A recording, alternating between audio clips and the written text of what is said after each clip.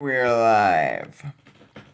Thank you so much for being on my channel today. I want to review some things. It is the 12th of June, and a lot of things are in play. I didn't get to read this article yet, but I saw a Dr. Naputi, I believe his name is, calling out the ridiculousness of the bailouts. We're footing a large bill. Is this like a no bid contract for the virus? It seems like healthcare made out really profitable. They were already really profiting. Hospitals got bailouts. All right, this is so important. I'm just going to put a thing on tape about it. By the New York Times. Business content from the New York Times will now be included in your subscription. Oh, no. Okay. The CARES Act, healthcare, HCA. Oh, wait, no. HCA. HCA Healthcare is one of the world's wealthiest hospital chains. It earned more than $7 billion in profits over the last 2 years. It's worth $36 billion, and its chief executive made $26 million in 2019. But as the coronavirus swept the country, employees at HCA repeatedly complained that the company was not providing adequate protective gear to nurses, medical technicians, and cleaning staff. Last month, HCA executives warned that they would lay off thousands of nurses if they did not agree to wage freezes and other concessions.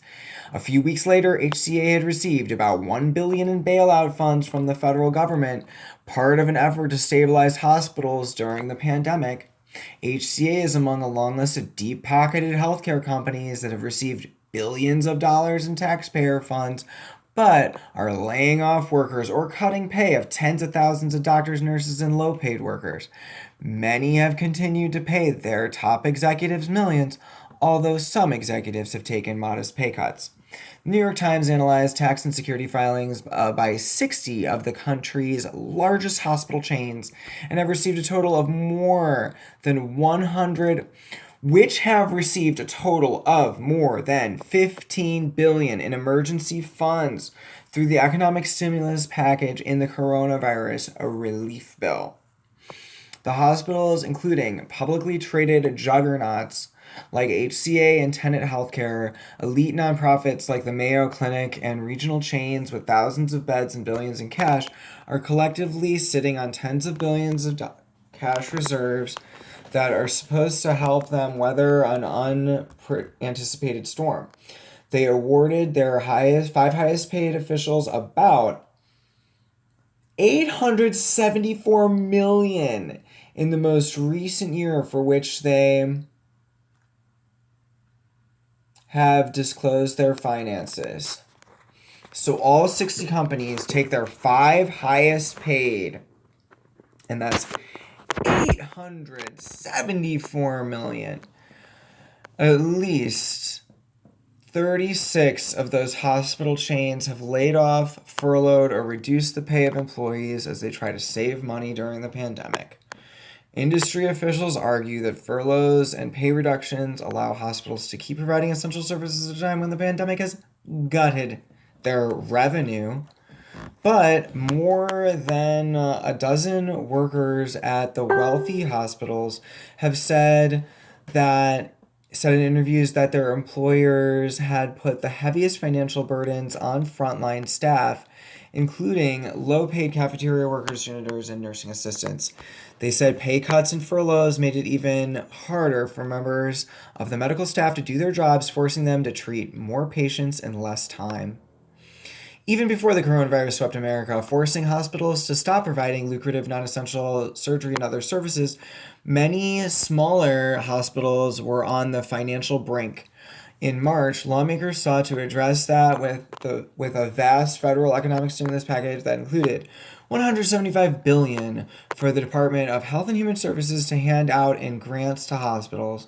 But The formulas to determine how much money hospitals receive were based largely on their revenue, not on their financial needs. As a result, hospitals serving wealthier patients have received far more funding than those that treat low income patients, according to a study by the Kaiser Family Foundation. One of the bailout's goals was to avoid job losses in healthcare, said Zach Cooper, an associate professor for health policy and economics at Yale University, who's a critic of the formulas used to determine the payouts. However, when you see hospitals laying off or furloughing staff, it's pretty good evidence that the way they design the policy is not optimal. He added the Mayo Clinic, which with more than 8 months of cash in reserve, received about 170 million in bailout funds, according to data compiled by Good Jobs First, which researches government subsidies of companies. The Mayo Clinic is furloughing or reducing the working hours of about 23,000 employees, according to a spokeswoman who was among those who went on furlough.